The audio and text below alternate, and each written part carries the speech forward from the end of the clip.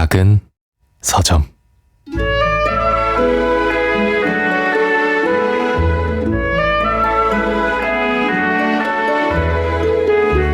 그것은 보모 탓이었다. 혐의가 처음 드러났을 때 그런 나쁜 습벽은 그만두라고 프리데만 영사 부인이 그녀에게 엄격하게 타일렀건만 그게 무슨 도움이 되었던가.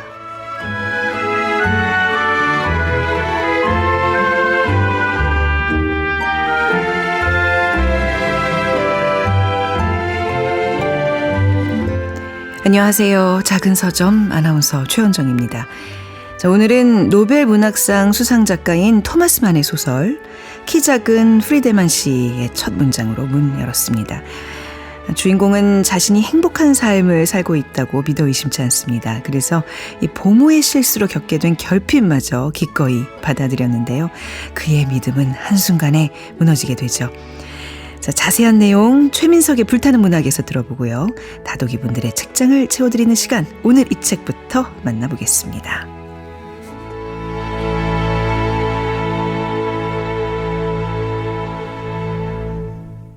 네, 작은 서점 아나운서 최현정입니다. 자, 우리 다독이 분들에게 오늘 또 책 선물 준비했습니다. 소개해드리죠. 이번 한 주간 마련한 책 선물 아주 친숙한 책입니다. 장강명의 인생책 코너에서 만난 지적인 언니들, 삼성전자 최연소 상무를 지낸 전은환 작가와 또 국제정치 전문가인 김지훈 박사, 30년 지기인 두 사람이 함께 쓴 책이죠. 우리가 사랑한 도시. 추첨을 통해서 선물로 보내드리겠습니다. 책 받고 싶으신 분들 이번 주까지 작은 서점 인스타그램에 댓글 남겨주시고요. 인스타그램에서 작은 서점 검색하시면 저희 계정을 쉽게 찾으실 수 있습니다. 자, 작은 서점에 또 참여하실 수 있는 방법 알려드립니다. 샵 9730으로 문자 보내주시면 되는데요. 짧은 문자 50원, 긴 문자는 100원의 이용료가 붙습니다. 모바일 플레이어 콩을 통해서 무료로 참여하실 수 있습니다. 자, 문자 많이 보내주시기 바랍니다.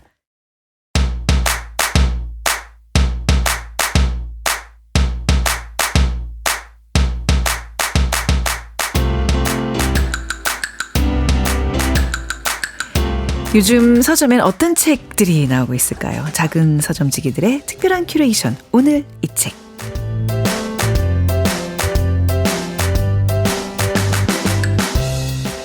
네, 교보문고 구한의 MD와 함께하겠습니다. 어서 오세요. 네, 안녕하세요. 교보문고 구한의 MD입니다. 네, 자, 오늘 함께 읽어볼 책이 건강구독사회입니다. 건강 분야 책이에요? 사회 분야 책이에요? 네, 이 네. 책의 분야는 네. 건강입니다.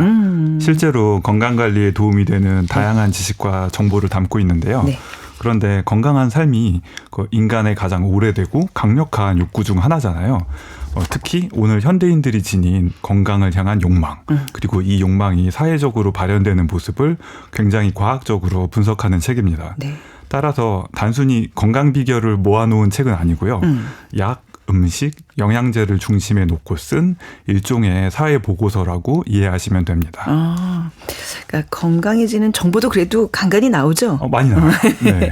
게다가 이제 인문학적 교양과 지식까지 풍부하게 담아놓은 책, 이렇게 이해하면 되겠네요. 맞습니다. 요즘 갈수록 더워지고 있잖아요. 네.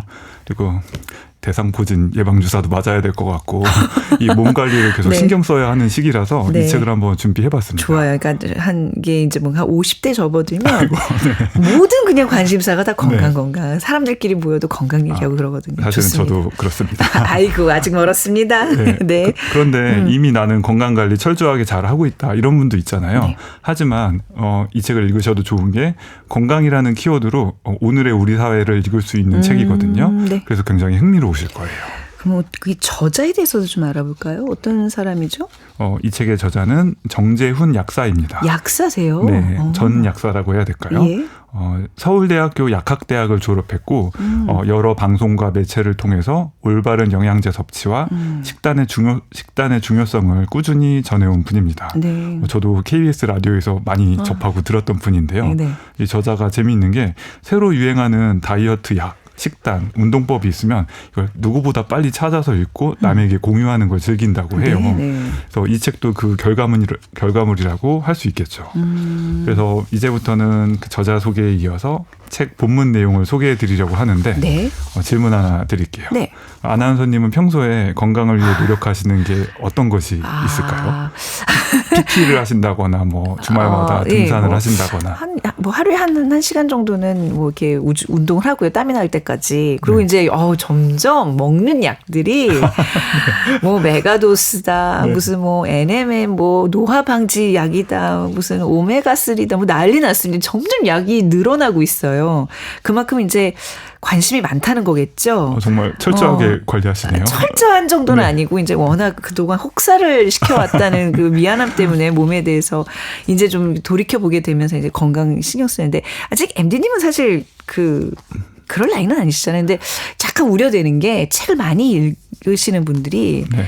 너무 한 자세로 오래 책만 보니까 운동을 좀 소홀하게 하면 안 될 것 같거든요. 어때요? 그런 부분이 많이 신경이 쓰이는 부분이에요. 그러니까 네. 책을 많이 읽기 위해서라도 또 건강 관리를 해야겠다 이런 생각도 들고 네. 근데 저는 반대로 서점에서 일하잖아요. 네. 예전에 제가 건강 관리 분야도 잠깐 했던 적이 있거든요. 그럼 지식도 많으시겠네요. 건강 관련해서. 그런데 실제로는 네.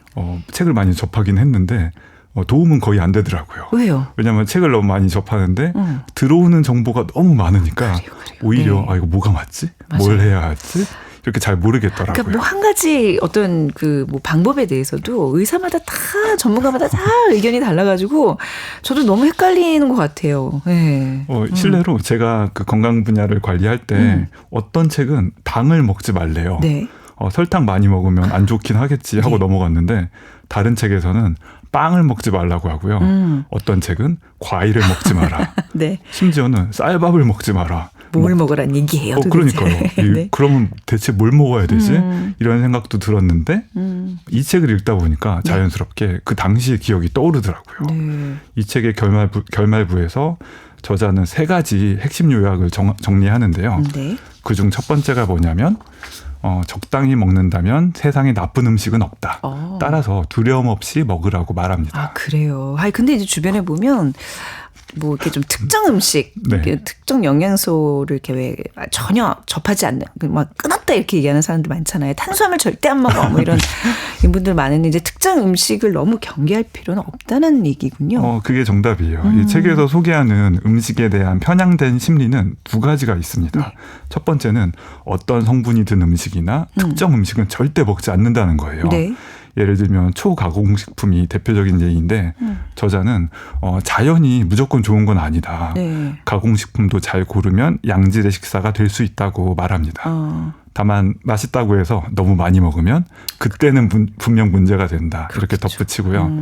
역시 옛날부터 부모님께서 이야기해 주셨던 네. 골고루 먹어라가 진리임을 알 수 있는 부분입니다. 가공식품이라도 네. 골고루 먹어라. 그리고 네. 다음으로 이건 절대 먹지 마라의 반대말은 이건 꼭 먹어라예요. 네. 더 자세히 말하면 수많은 광고에서 들리는 말이죠. 네. 이거 딱 하나만 먹으면 몸이 몰라지게 바로 좋아진다. 이렇게 말하는 것들인데요. 네. 이 대표적인 것이 수많은 영양제 그리고 네. 건강기능식품입니다. 아마 TV를 좀 열심히 보시는 분들이면 느끼실 거예요. 정말 수많은 건강 관련 식품들 광고와 프로그램들과 그렇죠? 뭐 홈쇼핑에서도 엄청난 많은 약들을 팔잖아요. 이 시장 크기가 진짜 어마어마하지 않나요? 굉장히 크죠. 네. 2025년 기준으로 국내 건강기능식품의 시장 규모는 거의 6조에 가까운데요. 예. 네, 비타민만 놓고 봐도 종합 비타민, 단일 비타민을 합치면 시장 규모가 1조 원이 넘는다고 합니다. 그러면 그만큼 큰 효과를 내는가? 이게 정말 중요한 관심사잖아요. 네. 근데 아쉽게도 저자의 생각을 한마디로 정리하면 약간 애매하다 이런 이야기를 합니다. 물론 아주 먼 옛날에는 비타민이 부족해서 괴혈병, 각기병 같은 병이 돌기도 했어요. 네. 하지만 지금은 워낙 영양 공급이 풍부한 시대잖아요. 네.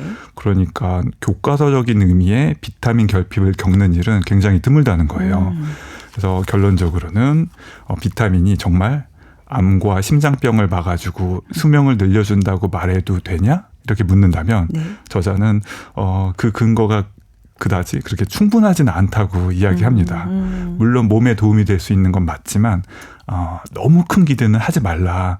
그게 좋다는 거죠. 네. 근데 비타민 시장 규모가 뭐 연간 1조 원에 이를 정도로 이렇게 뭐 성장한 이유는 있을 거 아니에요. 뭔가 그래도 이게 효과가 있으니까 사람들이 찾는 거 아닐까요? 그렇죠. 이 소비자 입장과 공급자 입장으로 나누어서 말씀드릴게요. 예. 우선 저 같은 소비자의 경우 예. 누구나 건강한 삶을 원하기는 하는데 병원 약은 약간 부담이 돼요. 네. 그런데 일반적인 식품은 약간 부족하다고 느껴져요. 그래서 딱 그 사이를 잘 파고든 것이 건강기능식품입니다. 네. 우선 이러한 건강기능식품은 약과 다르거든요. 그 의사의 처방전을 받지 않아도 내가 내 건강을 능동적으로 관리할 수 있어요. 그래서 굉장히 이것만으로도 큰 효능감을 줍니다. 그렇네요. 네. 그리고 나는 영양제를 매일 챙겨 먹을 정도로 자기 관리를 잘하는 사람이야. 이러한 뿌듯함을 느끼게 되는 효과가 있고요. 네. 끝으로 안 먹는 것보다는 낫겠지. 맞아요. 일단 먹고 안도감을 느끼자. 이러한 심리도 은근하게 크게 작용한다고 해요. 전적으로 동감됩니다. 그러니까 그만큼 그 심리적 효과가 크다는 거네요. 그렇죠. 그런데 재미있는 사례가 하나 더 있어요. 네. 그러니까 실제로 영양제를 잘 챙겨 먹는 사람이 평균적으로 더 건강해 보인다. 이런 연구 결과가 종종 나온다고 해요. 예. 그런데 이 현상에는 비밀이 있습니다.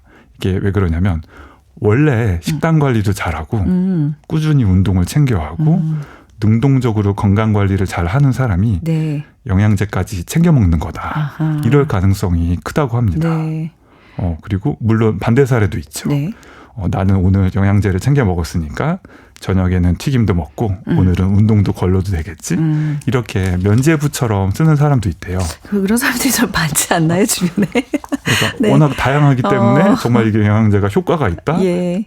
있다 없다를 판단하기가 굉장히 그러네요. 힘들다는 모든 건데. 조건이 다 같은 상황에서 영양제의 그 효과를 봐야 되는데 그렇지 네. 않으니까. 네, 네. 그래서 저자가 이어서 말하는 거는 네.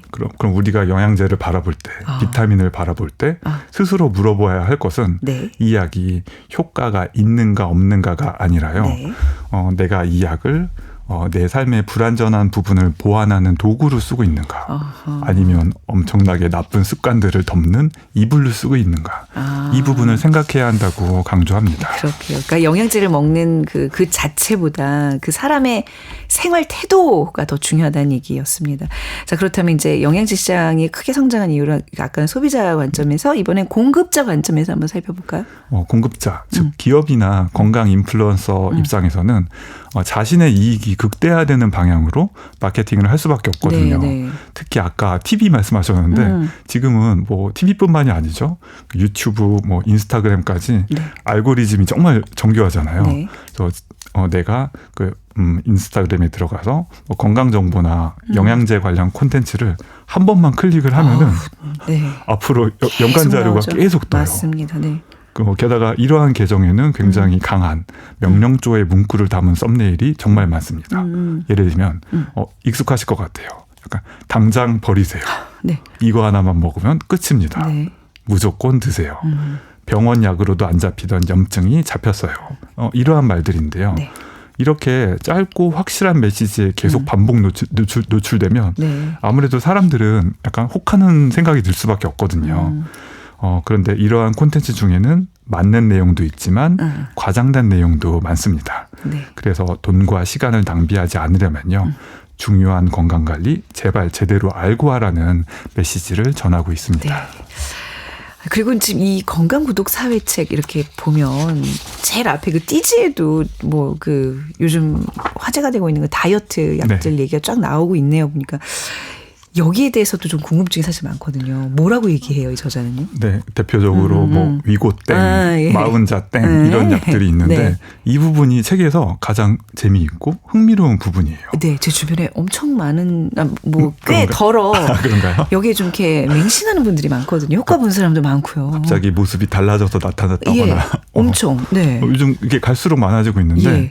저자가 이 책에서 건강에 좋다는 수많은 음식과 영양제에 대해서 글쎄 하고 중립적인 의견을 보내지만요. 네. 그런데 이 비만 치료제만큼은 굉장히 경이로운 시선으로 바라본다는 게 느껴져요. 네. 이 약이 좋다 안 좋다를 떠나서 가히 혁명이라 부를 만큼 거대한 변화를 지금 가져오고 있다는 거예요. 아, 그래요?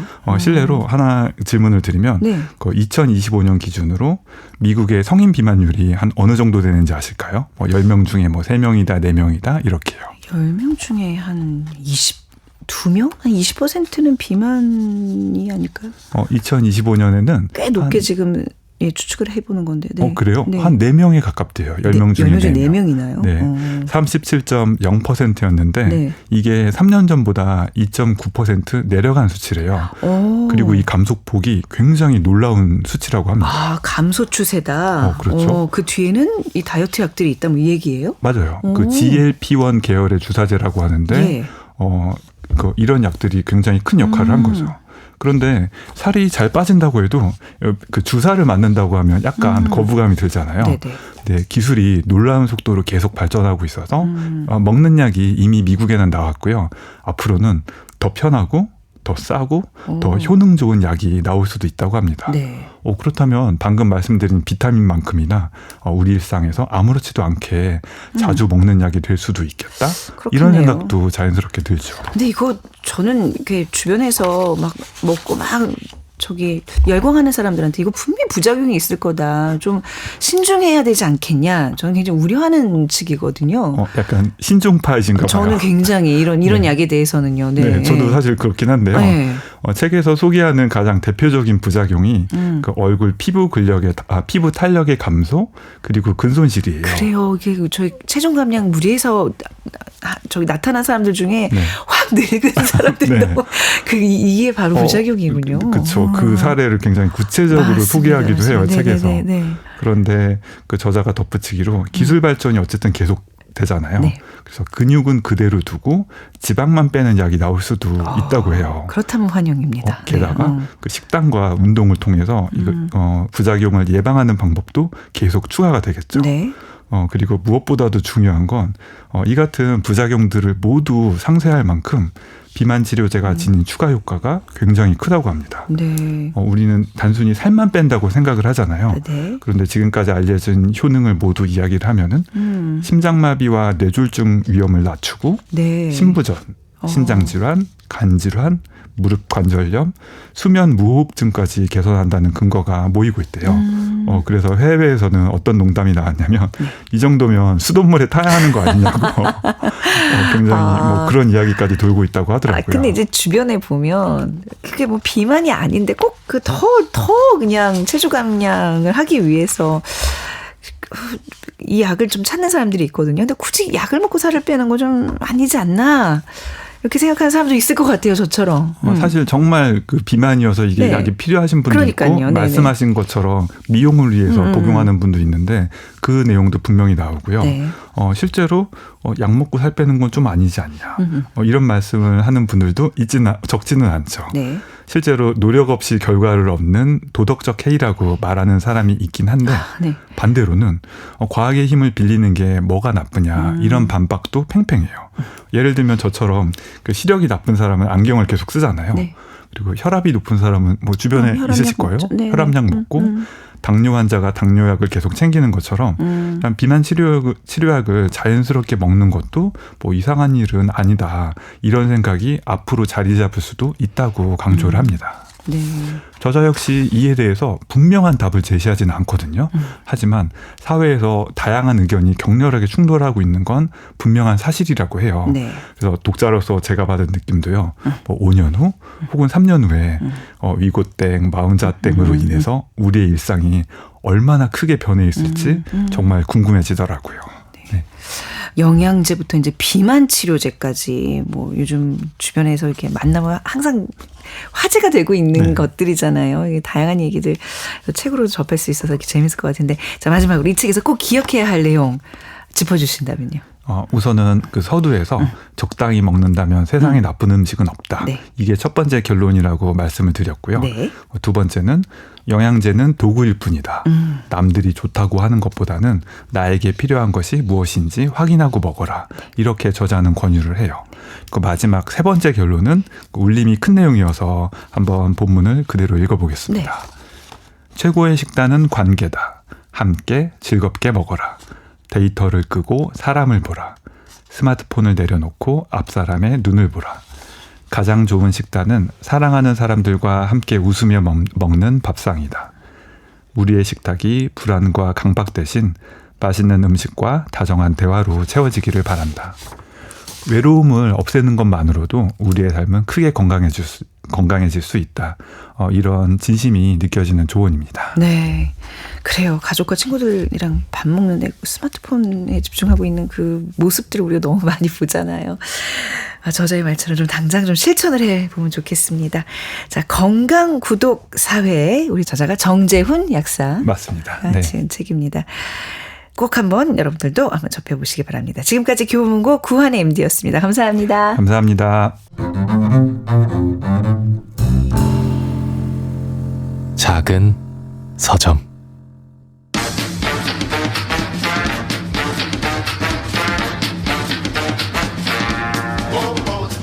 최민석의 불타는 문학.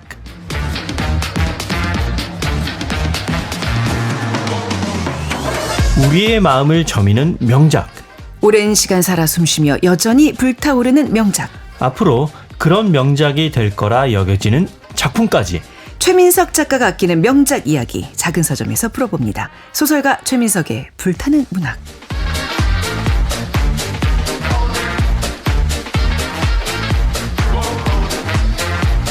네, 최민석의 불타는 문학 소설가 최민석 작가와 함께하겠습니다. 어서 오세요. 네, 안녕하세요. 네.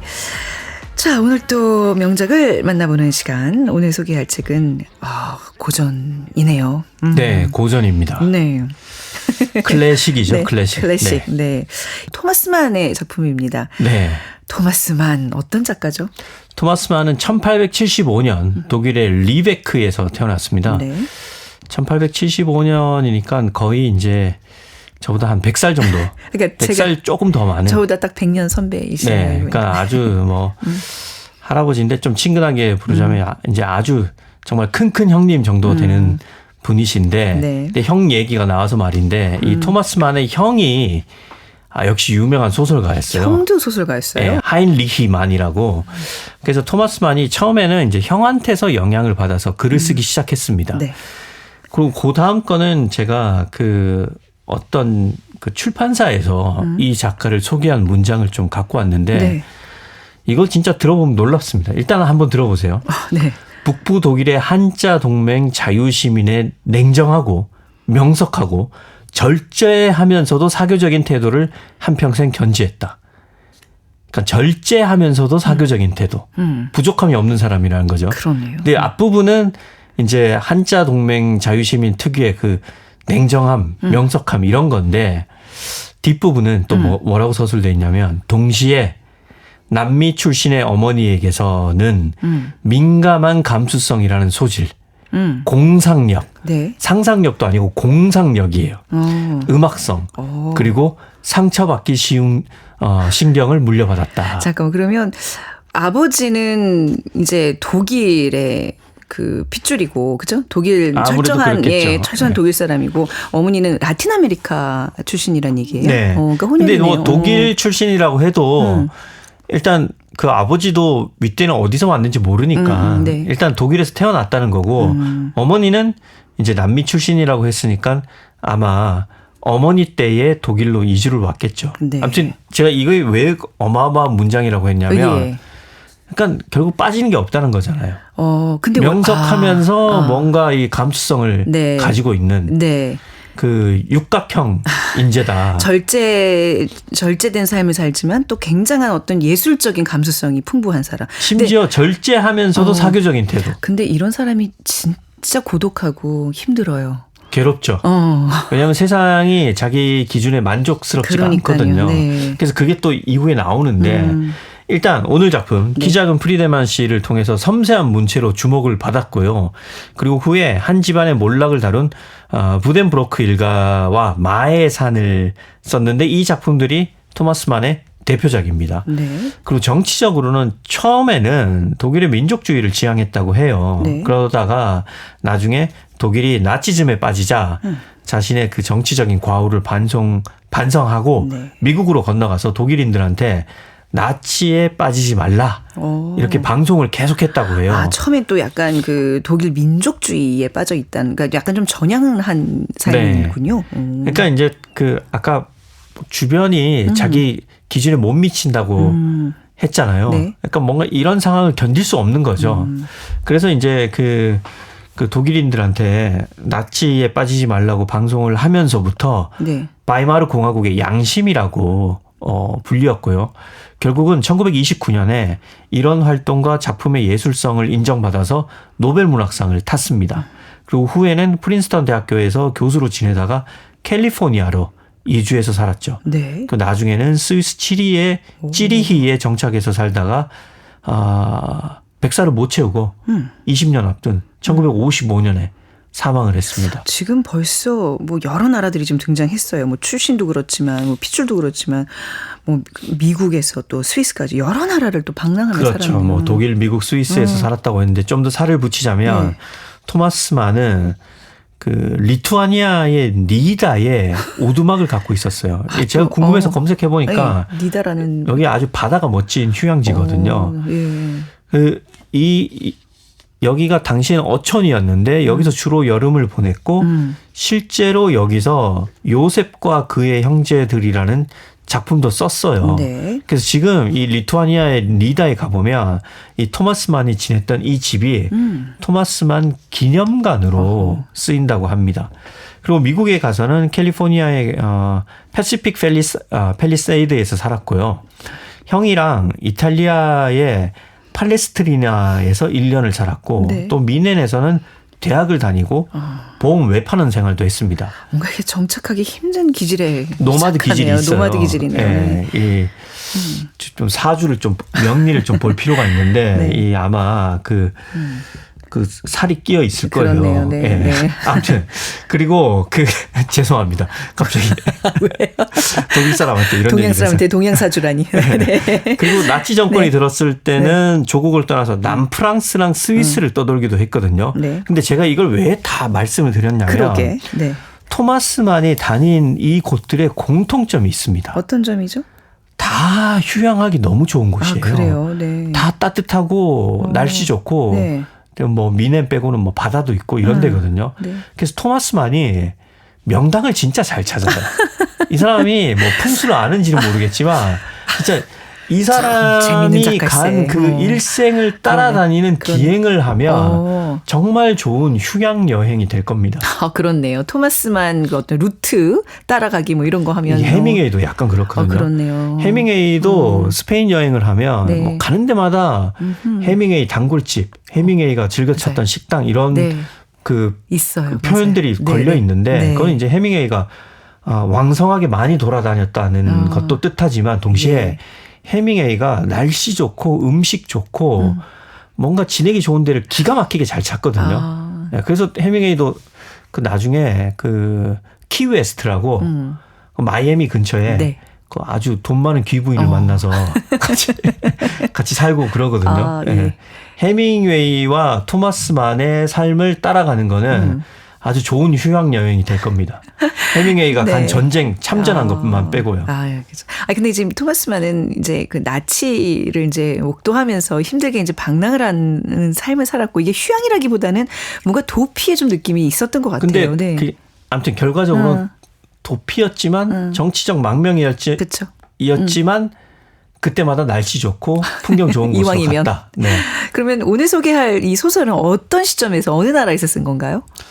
이건 이제 독일에서 쓴 거고요. 네. 초기작이니까. 초기작입니다. 예, 초기작이라서 네. 오늘 작품은 단편 소설입니다. 네. 제목은 키 작은 프리데만 씨입니다. 네.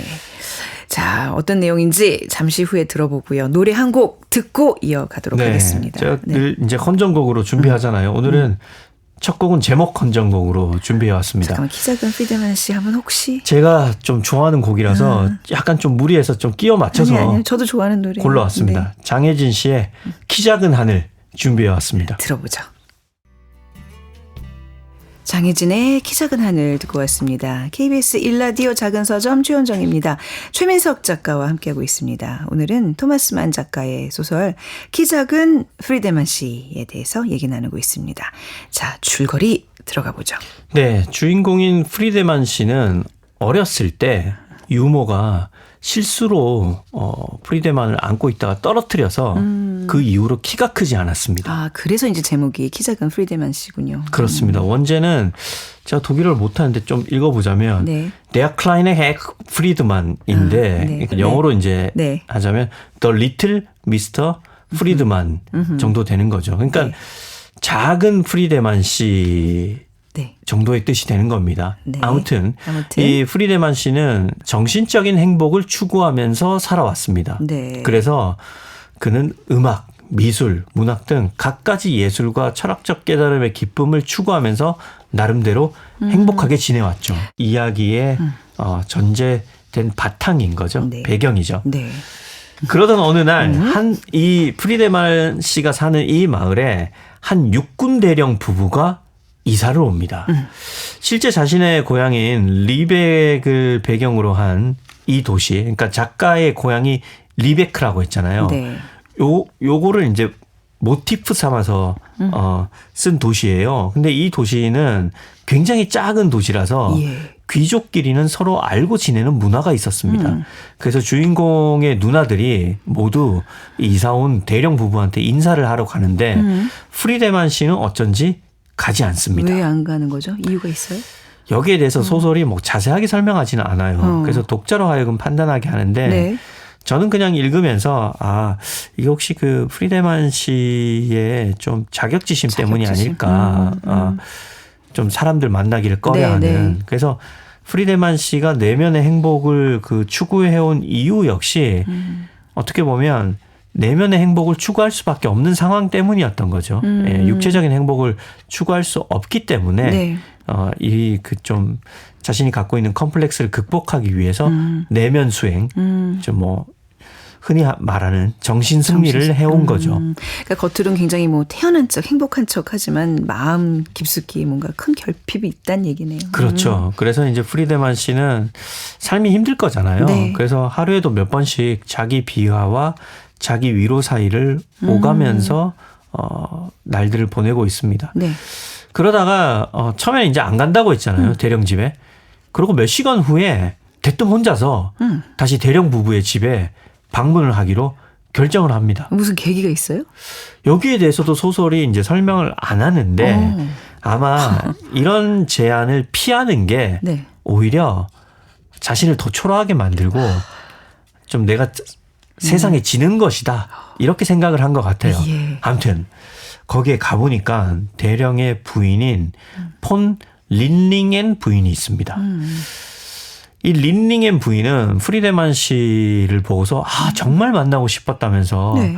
와주셔서 정말 저희로선 대단한 영광입니다. 이렇게 말하는데 이게 어쩐지 프리드만 씨한테는 왠지 진심을 감춘 모욕처럼 느껴집니다. 이 프리드만 입장에서는 기분이 썩 좋지 않았어요. 그렇죠. 너무 환대를 하니까 뭔가 이게 이유 없이 맞아요. 네. 이렇게까지 나를 환대할 이유가 전혀 없는데 네. 그러니까 본심을 감추기 그러니까, 위해서 네, 네. 오히려 막 좀 호들갑스럽게 과도하게 맞아요. 예, 네, 환대를 한다 네, 이렇게 네. 느낀 거죠. 네. 그래서 이제 기분이 안 좋아졌는데 근데 여기서 문제가 발생해요. 어떤 문제요? 프리드만 씨가 그만 이 부인이 풍기는 육체적인 매력에 흠뻑 빠져버린 아이고. 겁니다. 그래서 이 프리드만 씨가 네. 이 부인한테 애정과 모멸감을 동시에 느끼면서 극심한 고민 속에서 살아갑니다. 이거 굉장히 복잡한 감정일 것 같은데. 무시당하는 것 같은데 네. 이 부인이 너무 매력적인 날 거예요. 이렇게 대한 건 당신이 처음이었어. 뭐 그런 것도 아니고 이게 어떻게 되나요? 그래서 네. 이 프리드만 씨는 마치 이 자기를 희롱하는 듯한 이 부인의 눈빛을 받으면서 네. 이 파티에 꽂아 놓은 보릿자루 같은 신세로 시간을 구석에서 혼자서 보내고 있습니다. 그런데 좀 헷갈리는 게 있어요. 네. 뭐가 헷갈리죠? 이렇게 이제 자격지심에 젖어 있는데 이 와중에도 부인이 네. 멀리서 프리데만 씨를 이제 한 번씩 이렇게 보잖아요. 네. 그러면 자신한테 보내주는 그 눈길 때문에 따뜻한 뭔가 추파 같은 느낌. 뭔가 이유를 알 수 없는 그 근원을 알 수 없는 희망이 생기는 거예요. 네. 왠지 뭔가 될 것 같은데. 그래서 프리데만 씨는 결심을 합니다. 무슨 결심을 해요? 이렇게 혼란을 느끼다가 예. 결국은 네. 어쩔 수 없이 실행해야겠어. 어떻게? 이런 마음이 생겨서 어떡해. 부인한테 예. 잠깐 산책을 하자고 한 다음에 둘만의 시간을 보내기로 하죠. 네. 그리고 마침내 이 부인한테 품었던 만난 지 몇 시간도 안 됐잖아요. 그러게요. 그러니까. 네. 그 호감을 참지 못하고 고백을 한 거죠. 부인 너무 아름답습니다. 왠지, 제가 부인에게 빠진 것 같습니다. 왠지 돌아온 답이 좀 뭐 예상이 되는데. 이런 식으로 얘기를 하는 거죠. 그러니까 이 부인이 그 얘기를 듣고 엄청나게 크게 웃어요. 그래서 프리데만 씨는 이 엄청난 비웃음과 함께 모욕을 당하죠. 네. 그리고 부인은 그 자리를 떠납니다. 근데 여기가 호숫가였거든요. 네. 부인이 떠나고 난 다음에 프리데만 씨는 호숫가 앞에 혼자 있다가 그만 그 호수에 머리를 쳐박고 맙니다. 영원히. 이게 지금 이게 소설의 끝이에요. 끝이에요? 네. 정말 당황스럽죠. 어머 잠깐만. 그러니까 저도 이 소설을 읽고 너무 깜짝 놀랐어요. 저 약간 소름이 돋는데 예. 정말 이 그러니까 너무 제가 오늘 충격적인데요? 이 소설을 왜 줄거리를 짧게 소개했냐면 진짜 이야기가 정말 짧아요. 근데 이야기가 정말 강렬하거든요. 네. 그리고 다 읽고 나면 너무 충격을 받아서 일단 뭐 눈물이 나거나 그런 느낌은 경황도 아닌데. 없어요. 그럴 겨를도 없는데 네. 근데 이상하게 너무 슬퍼요. 그리고 문장이 되게 길거든요. 네. 번역을 길게 한 게 아니라 아마 원문이 긴 것 같아요. 근데 문장이 보통 길면 몰입하기가 힘들거든요. 네. 근데 문장이 긴데 더 몰입했어요. 사실 이쪽 문장 길이 얘기를 해보자면 그 작가들이 문장을 길게 쓰는 걸 좀 주저합니다. 네. 왜냐하면 그러면 독자들이 몰입하기 힘드니까. 심지어 볼테르가 이런 말을 했어요. 형용사는 명사의 적이다. 아하. 그러니까 이 말은 네. 꾸미면 꾸밀수록 원래 하고자 했던 말의 의미가 더 모호해진다는 건데 토마스 만은 반대로 이 토마스 만의 문장은 꾸미면 꾸밀수록 더 아름답고 정확해지는 것 같았어요.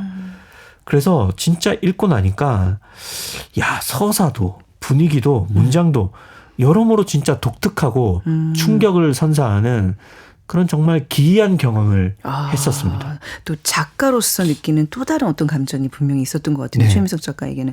그럼 이 토마스만은 이 작품을 통해서 뭘 얘기하고 싶었던 걸까요? 그러니까 이 작품이 네. 기본적으로는 한 인간이 자기 삶을 충실하게 보내기 위해서는 마음 수련, 즉 자기 수양이 필요하다 이런 말을 하는 것 같아요. 네. 그리고 그 자기 수양은 대부분 교양을 쌓는 걸로 실현이 되죠. 소설을 읽어보면 초반에 이제 막 바이올린을 켜고 뭐 소설도 열심히 읽고 그래요. 그런데 이런 프리데만 씨가 구축해왔던 이 공고한 정신 세계가 무너지고 말죠. 근데 그 폰 링엔 부인의 육체적 매력에 빠지면서 이제 이게 사건이 이렇게 갑작스럽게 전개가 되는 그렇죠. 거잖아요. 예. 근데 그 빠지는 그 속도나 이런 것들이 너무나 그 속도가 좀 말이 안 된다고 생각하거든요. 너무 빠르죠. 개연성이 예. 좀 없는 그런 이 결말을 어떻게 받아들여야 되는 거예요? 그래서 네. 이제 좀 정리를 해보자면 예. 토마스 만이 원래 좀 비관적인 세계관을 갖고 있어요. 예. 다른 작품도 좀 그렇거든요. 네.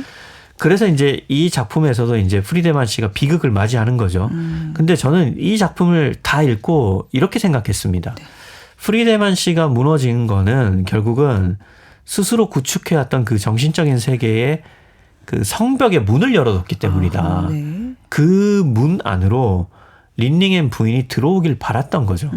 아마 토마스만은 그래서 온전한 교양의 구축, 즉 온전한 정신세계의 완성은 불가능한 것이다.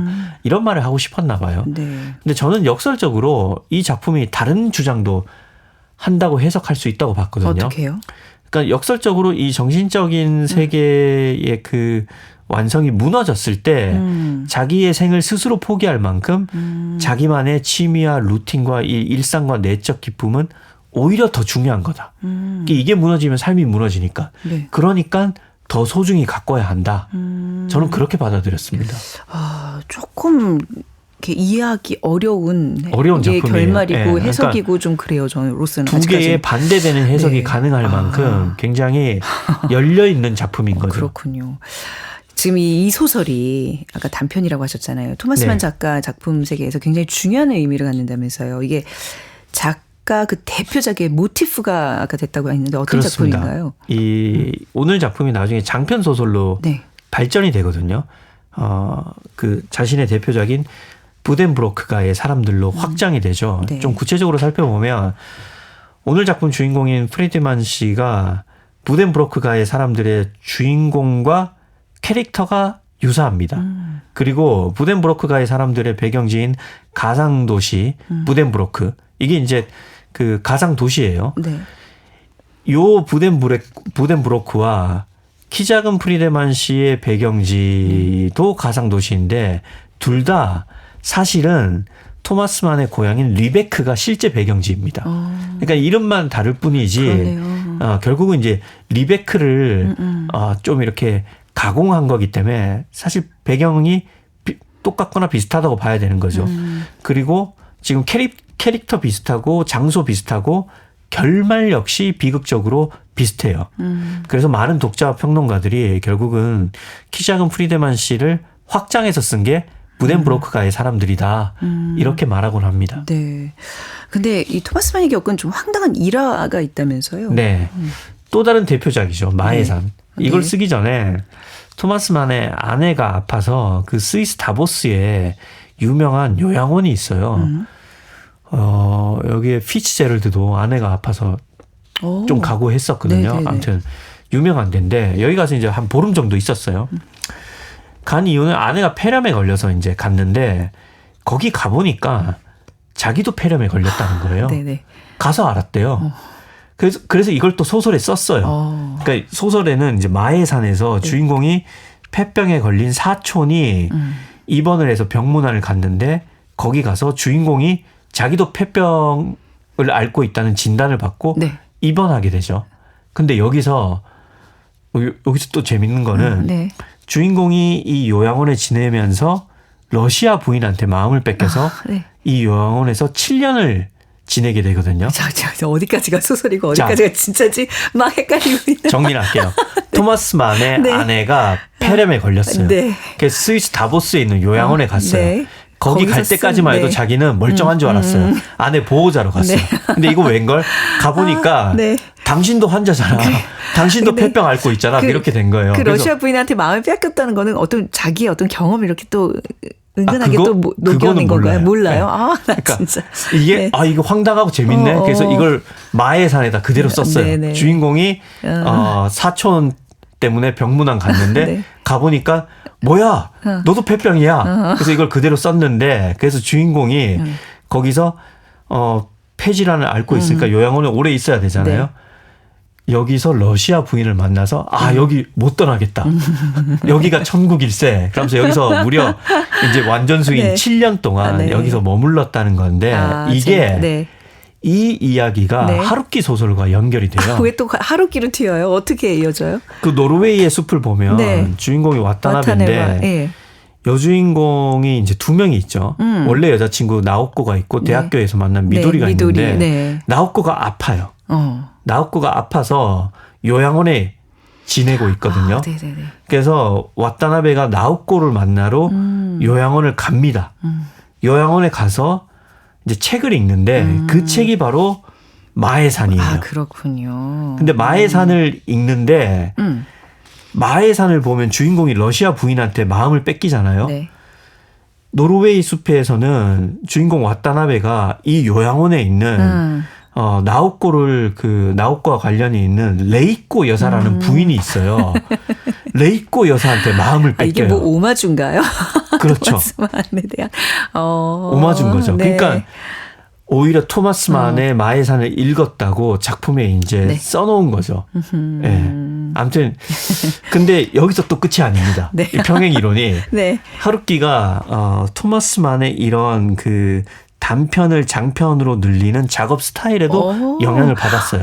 그렇네요. 그 노르웨이 숲도 네, 그 단편이 일단은 확장돼서 그렇죠. 맞아요. 그렇죠. 맞아요. 일단은 노르웨이 숲이 됐죠. 토마스 만이 키 작은 프리데만 씨를 확장해서 네. 부덴브로크가의 사람들로 썼다고 했잖아요. 네. 단편을 장편으로 확장시킨 거죠.